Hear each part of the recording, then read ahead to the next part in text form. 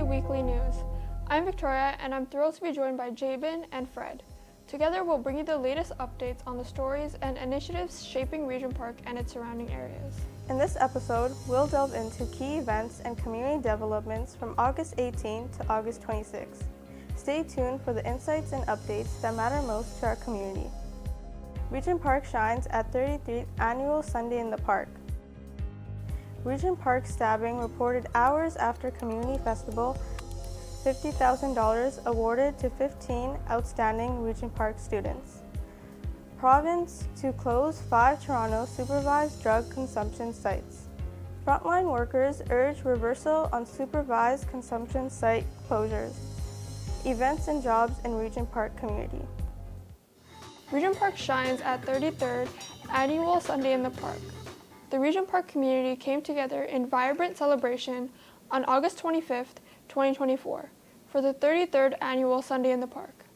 From 12 to 5 p.m., the big park was alive with music, laughter, and the delicious aroma of abundant food, marking a successful return of this beloved summer tradition. Hosted by the Community Building Working Group of the Social Development Plan. Now in its 33rd year, Sunday in the Park holds the title of the longest-running community event in the neighborhood, continuing its legacy of bringing people together. The festivities kicked off with a powerful smudging ceremony and a drum performance by Thunder Cloud, followed by welcoming words from Regent Park resident Waleed Kogali. As the day unfolded, families enjoyed a wide array of activities, from family-friendly games to a vibrant cultural bazaar filled with local artisans and cultural products. Live entertainment from DJs Focus and Shy So Fly, as well as performances by artists like Cassie and Snooky Tynes, kept the energy high throughout the day. Of course, the food was a major highlight, the free barbecue offering halal, vegetarian, and kosher options. The festival was a true reflection of the community's spirit, warm, welcoming, and full of flavor. It was clear that this annual celebration remains a cornerstone of Regent Park's community life, reminding everyone of the strength and unity that comes from celebrating together. Regent Park TV News was on site to capture the day's events and hear from the residents themselves. Beloved community members shared their thoughts on the celebration, expressing their pride in the community's diversity and their joy at being part of such a lively, inclusive event. Hello, my name is Gabriel Meissner, and you are in Sunday in the Park in Regent Park, and we're going to get some interviews with people and see what this event is all about and why it's important to Regent Park. Today, I'm here with Ina. And Ina, can you tell me why this event is important to the community? Well, this event, Sunday in the Park, was started by the people that lived in Regent Park before the redevelopment. And so it's important to bring the old practices, bring the community sense back into this community, you know, and this is one way to do it, by promoting what was started years ago. So you were saying that this event happened even before the redevelopment? This event was started by people who maybe played an instrument, maybe they barbecued something, and they just joined together on Sundays and they would play and they would have a good day, right? People would bring food and everybody would eat, and it was just a community event. And so it grew to where, you know, it was like bands, et cetera. But so this is kind of it's nice to have it back. And what are you here doing today? Today we are selling sugarcane juice, and from Zero Bar. That's what we're doing. So if anybody would like some sugarcane juice, just come on down. Nice to meet you. Yes, nice to meet you too. And I love Regent Park TV. We're not alone. We share our home with all the animals. Hello, everyone. It is an absolute honor to be here. It has been my pleasure to represent this area now for a number of years, and I just want to give a big shout out to all the organizers, every single organizer and volunteer that has put in hundreds of hours to bring us together in this community, because it is a special time, and this is a very special community, and this in particular is a very, very unique event. I want to say to all the vendors who are out here, from the community organizations and to our social entrepreneurs and our local entrepreneurs, if you haven't tried the food that they are selling, please go and visit them because they have a lot to show you. But I can tell you, having visited at least 4 stalls, the food is delicious. So if you haven't eaten, I think they may be running out of the burgers and hot dogs. There is still lots of food available at the vendor stalls. So shop local, support the community, and of course, thank you to Regent Park. I want to give a very special shout out because I see Dr. Samantha Green, who's a dear friend of mine. She's a family physician in Regent Park. She also happens to be the upcoming federal NDP candidate. So thank you very much, Dr. Green. Thank you, everyone. Have a wonderful Sunday in the Park celebration.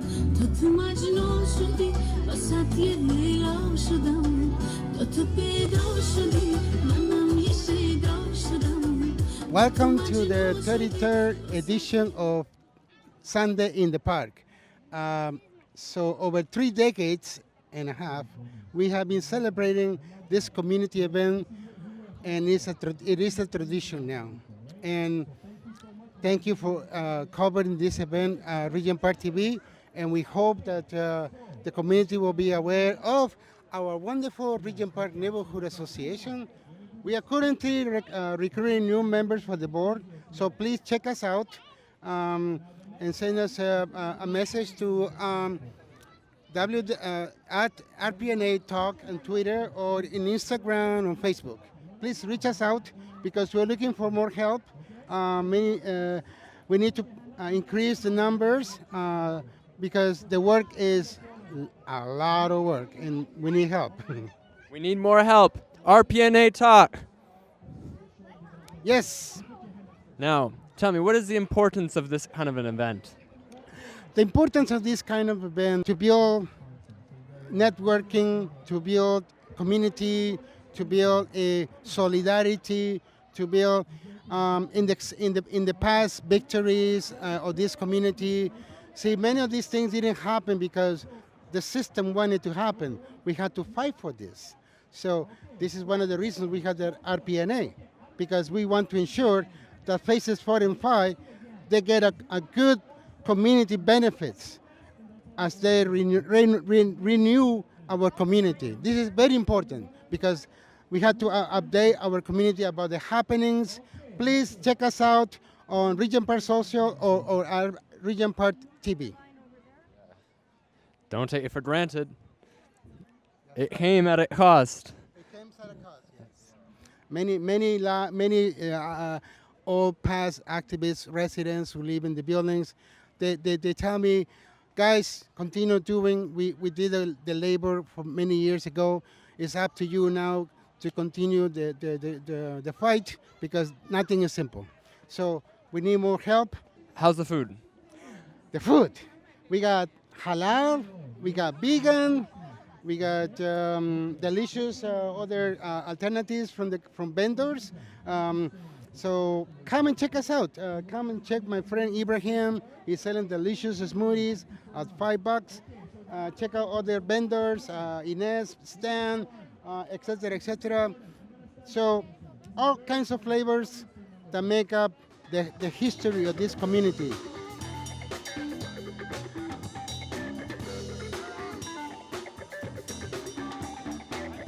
Kedar, I'm with RPTV News, and today I'm here at Sunday in the Park in Regent Park at this amazing event. And I have with me here today Ilona Bata. Let me know how you feel about Sunday in the Park. And I think it's a great event, and I'm loving all the people that came out, and I hope to see the political people here, like Kristen Montan, Martha Ian, Chris Mosey, and I think Waleed did a wonderful job. thank you. Why do you feel like events like this are important for a community like Regent Park? Because a lot of us are low income, and it's nice that they could come out and have something to eat, for free. I'm the tenant rep for 220 Oak, and there's a lot of addictions and mental health issues in my building, And I keep telling them to come to these places because this is where they can, you know, be with people. Thank you so much for your time and enjoy the rest of this beautiful Sunday in the park. Okay, thank you. Love you guys.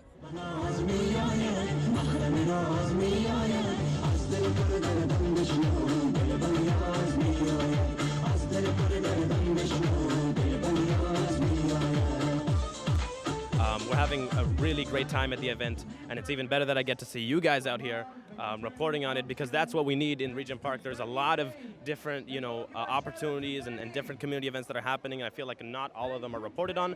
And so a lot of the time, like when you have a lot of community members coming out here, it's like we think it's a lot of people, but at the end of the day, majority of people are still at home. You know what I'm trying to say? And we need more of the community to get out here and enjoy the food, enjoy the sun, enjoy the weather, enjoy the games and everything, and all the activities that we have here, and hopefully the community can get more connected with that.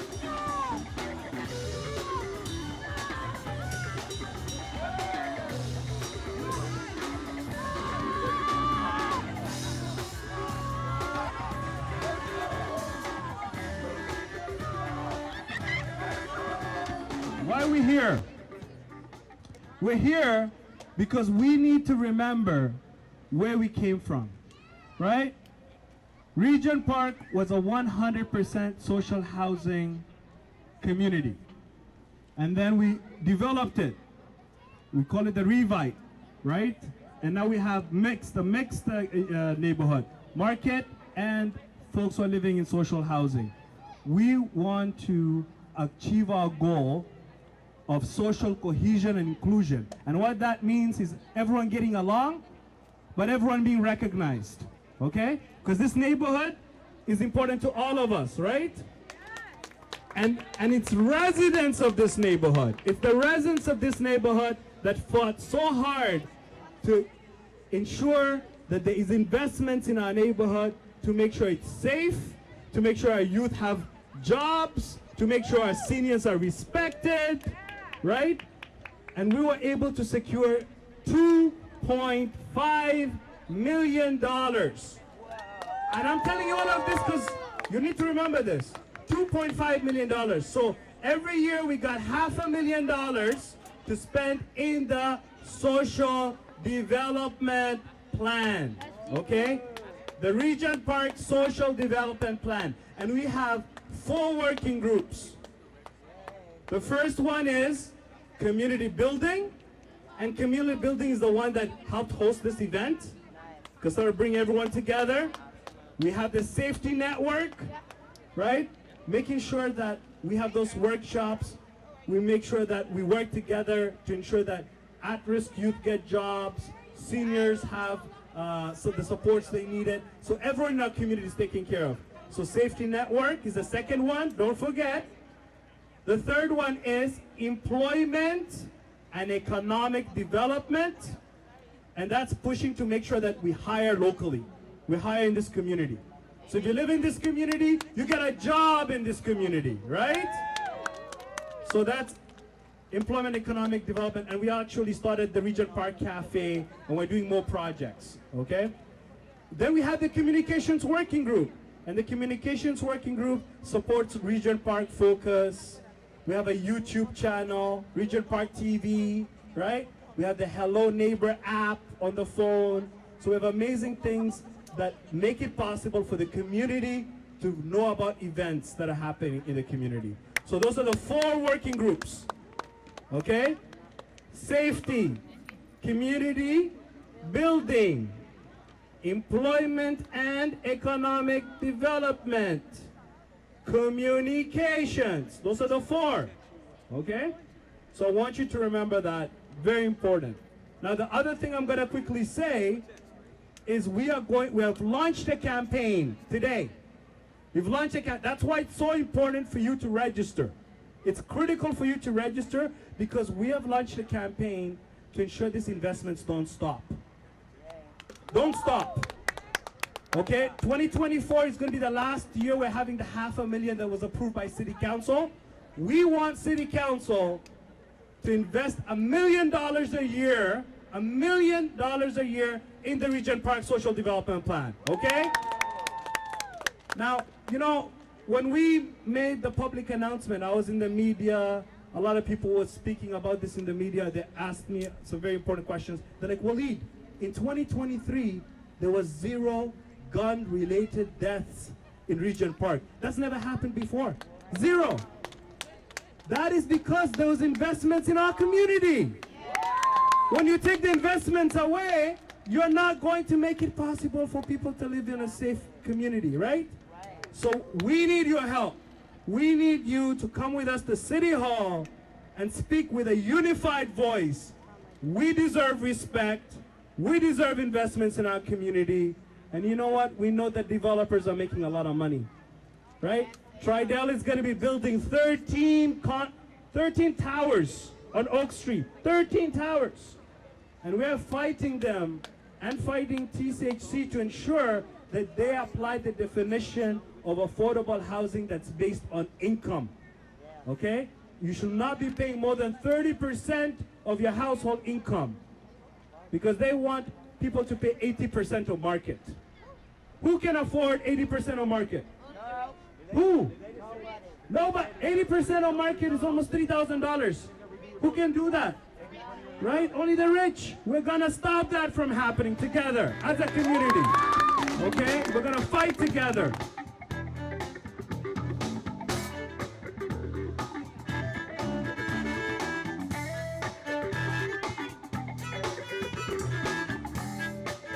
I am the volunteers coordinator for this event. We have the 60 volunteers for the 3 batches. We allotted the volunteers to the different type of the stall as well as the vendors. And then we have a volunteers for the different organization as well. Some of the organizations, they ask us, so we provide the volunteers to them. The volunteers, they have been provided by the red colored t-shirts, which there is a logo of the Sunday in the Park. It's a beautiful t-shirts. And of course, since morning, everybody is engaged to bring out all the tents, chairs, tables, and cooperate with the other vendors, as well as with the participants. I am a child waiting to be fed. I am the nurse who took care of you. I am a traveler. Regent Park staffing reported hours after a community festival. Around 9 p.m. on Sunday, August 25th, Toronto police reported that a man in his 50s was found with stab wounds and was transported to the hospital by emergency services.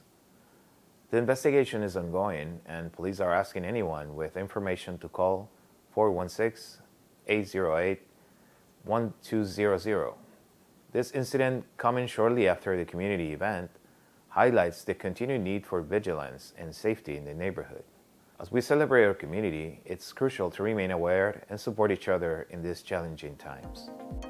Celebrating local achievements, $50,000 awarded to 15 outstanding Regent Park students. Toronto Community Housing, TCHC, recently announced the recipients of the 2024 to 2025 Regent Park Scholarship Program, distributing $50,000 among 15 outstanding students from the Regent Park community. These scholarships, funded through a partnership with Tridel, support post-secondary education by providing up to $3,000 for tuition and $500 bursary for books and school expenses. This year's recipients, selected for their academic excellence and community leadership, include familiar faces from Regent Park TV's previous summer program at Regent Park Focus Media Arts Center. We're especially proud to see participants like Humaira Rahman and Samira Abdullah recognized for their achievements. The scholarship program is a part of TCHC's ongoing commitment to creating opportunities within the community. Province to close 5 Toronto supervised drug consumption sites. In a move impacting downtown East communities, the Ontario government has announced it will close 5 supervised drug consumption sites in Toronto by March 31st, 2025. This decision comes as part of new regulations prohibiting such facilities from operating within 200 meters of schools and childcare centers. The closures affect key locations including Regent Park Community Health Center and South Riverdale Community Health Center, which are crucial to harm reduction efforts in the area. Frontline workers urge reversal on supervised consumption site closures. In a recent press conference at Queen's Park, frontline workers warned that the Ontario government's plan to close 10 supervised consumption sites will lead to more deaths from overdoses. The announcement has sparked significant concern, particularly among those working in downtown East Toronto communities, most impacted by the drug toxicity crisis. One person dies every 2.5 hours from the toxic drug supply in Ontario. Since Ford took office, 21,000 people have died. We went from 2 people dying a day to 9. Evidence-based treatment exists in supervised consumption services. They are already hubs with wraparound services, and we cannot remove these lifelines. They should be expanded and funded with more resources. We are in a serious and deadly toxic drug death crisis with no coordinated tables or emergency task forces to address it, with political interference and hostility based on ideology, stigma, and discrimination. Archaic drug laws and enforcement have only contributed to the ever-rising toxic drug supply. The eras of Just Say No have made the toxic supply in North America out of control. Addressing this deadly emergency crisis needs a multi-pronged approach. This includes evidence-based supervised consumption sites, compassion clubs, safer supply, decriminalization, and evidence-based treatment that is gender-specific and inclusive, culturally appropriate, public, and where the profit motive is removed so people can get the care they need without pharma and profits interfering with good quality care. SCS and needle exchange programs are essential. They save lives and they decrease the risk of fatal overdose. Neighborhoods that put in SCS saw a more significant decrease in overdose deaths than those who don't. The crime stats that the ministry used were false claims. These were not cited, did not come from the Toronto Police, and no correlation was made to the actual sites.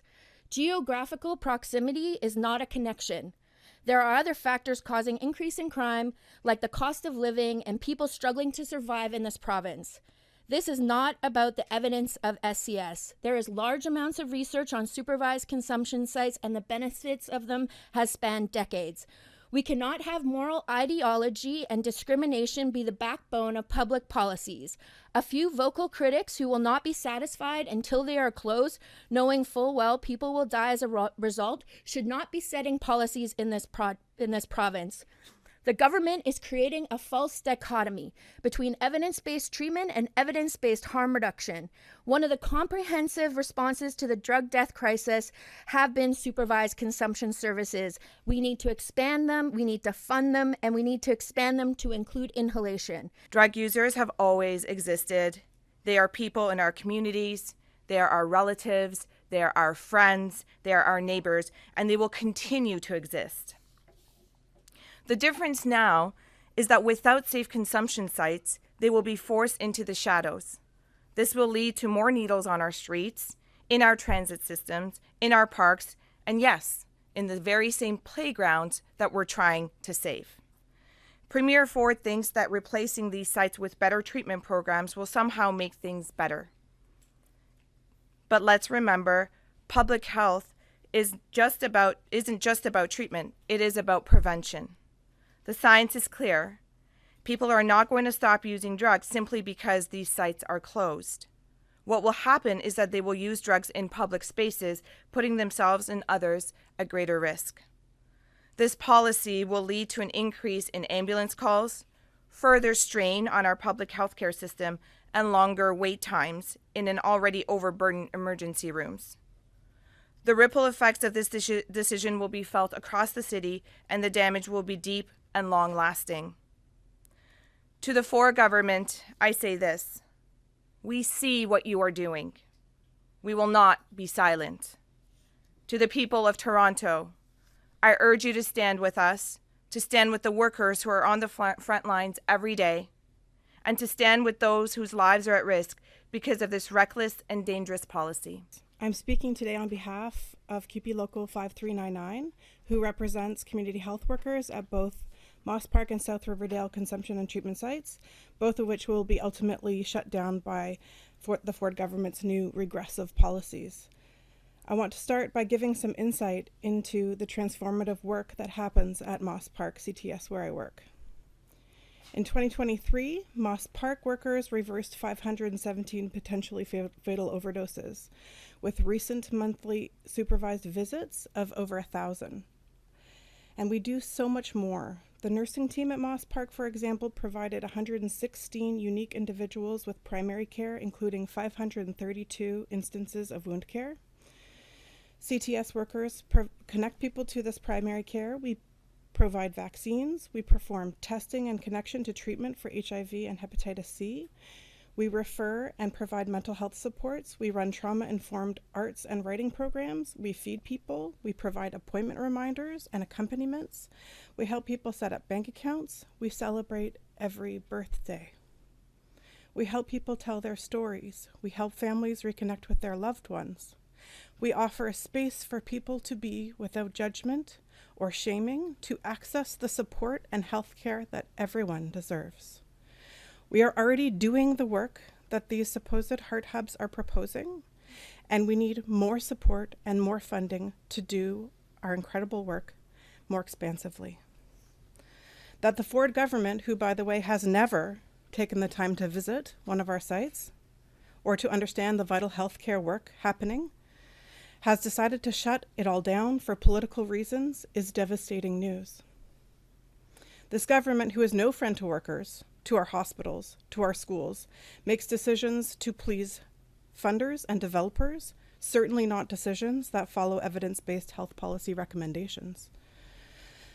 For it has been in office, as mentioned by my esteemed co-speakers, for the past 6 years without adequately addressing the public health crisis of overdose deaths. Ontario has the highest overdose death rate in the country, at around 3,000 preventable deaths annually. Since there is no part of Ontario untouched by the toxic drug overdose crisis, it is our families and our communities that will be living the consequences of Ford and Minister Jones's recklessness. We're terrified because we know that with the shadow of a doubt, this will lead to many more preventable overdose deaths, deaths of people that we work with, who have families, who care for their friends, who read books, who love to bake, who are trying to get housing, who make art, and these people matter. Eliminating sites will increase public drug use, will increase public disposal of drug use equipment, will increase the incidences of bodies being discovered in alleyways, in parks, in Tim Hortons bathrooms, in libraries, and it will increase HIV and hepatitis C rates, and it fundamentally denies the right of a group of people their access to needed health services, period. After working in the Downtown East community for the last decade, these firsts have become hundreds. Hundreds of drug poisonings not reversed, hundreds of calls to families and sons and daughters and sisters lying in morgues, hundreds if not more preventable deaths. I signed up to be a harm reduction worker to support people, but instead I'm now trained as a funeral director and maybe even a first responder. When supervised consumption sites opened, we then saw thousands of lives saved, thousands of visits to these sites for wraparound care and support, and also thousands of dollars saved in our healthcare system because studies show repeatedly that these sites and safe supply programs result in less emergency visits and hospitalizations.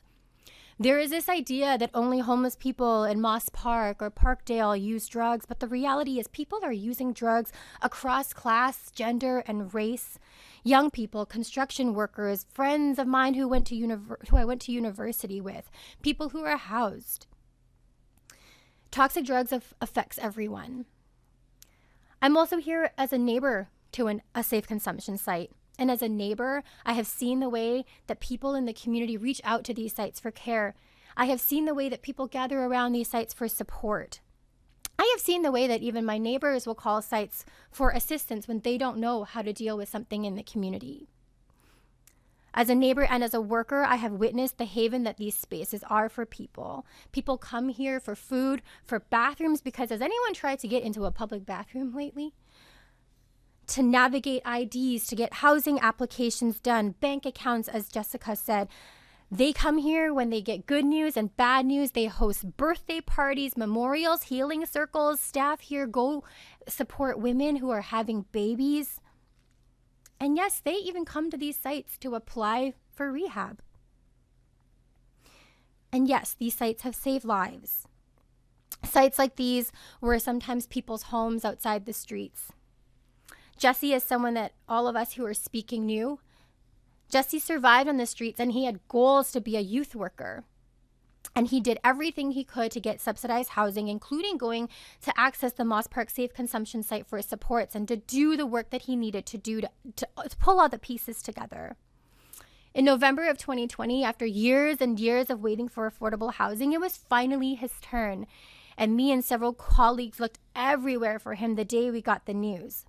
The next morning, on November 20th, I got a text that said that Jesse died in the alley down the street from the Safe Consumption site because he had nowhere to go to use that night. There was no staff around to reverse the effects of toxic drugs, and Jesse never got to sign that lease. And so, counter to many public health experts and against several of their own reports, as what Zoe had started us off with, the Ford government is deciding to close sites. They are handing out death sentences, but disguising them as care for people who are using substances, disguising them as treatment facilities, and disguising them through an insulting number of supportive housing beds. 375 beds. In Toronto, there are 10,000 people sleeping in shelters. This is also a disgusting approach to trying to deal with homelessness. Ford has never invested in housing.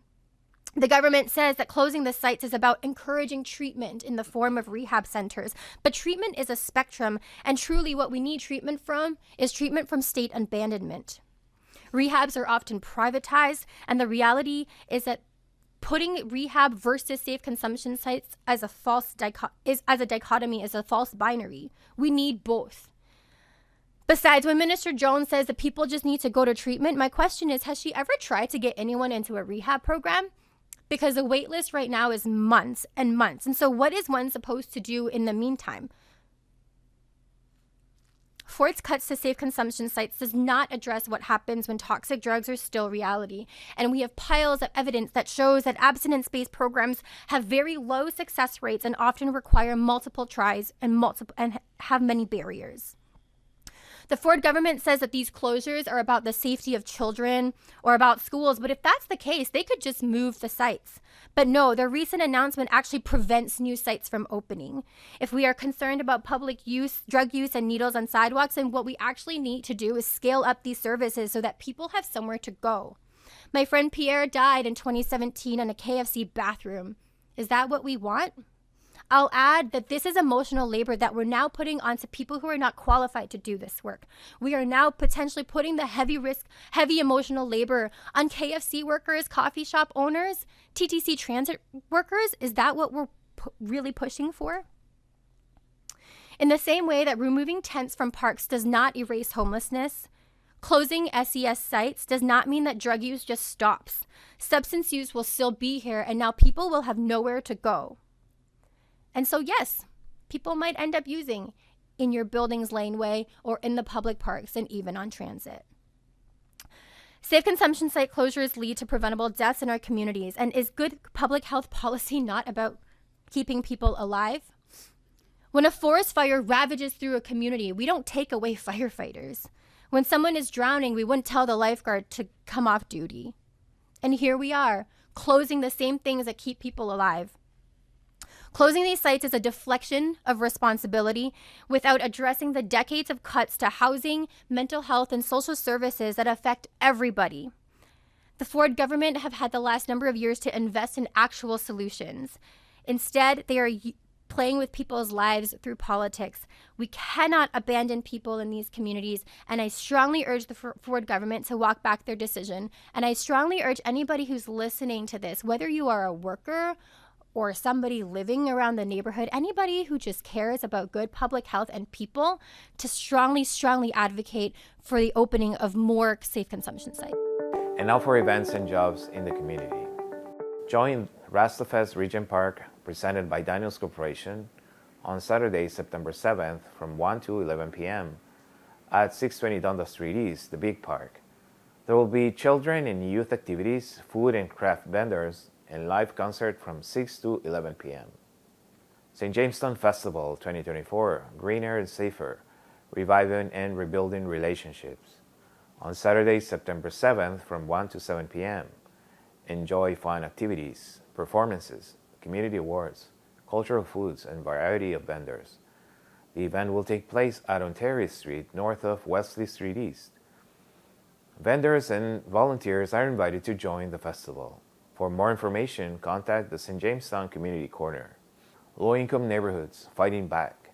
Join the discussion on September 5th, where organizations from a number of low-income communities will gather to talk about how they are organizing to fight back against gentrification of their neighborhoods. The event will take place at 585 Dundas Street East at 6:30 p.m., organized by 230 Fight Back Group.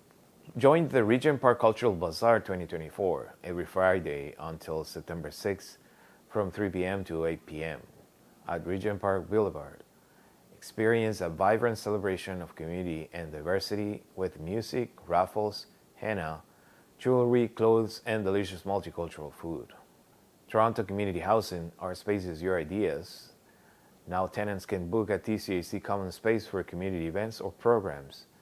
Types of bookings include private events, one-time bookings, and recurring events. For more information, contact Felicia White at 416-356-7603. And that's all for today's show. Big thank you to our dedicated team of researchers who contributed to this week's episode. Thank you for watching, and we'll see you all next week.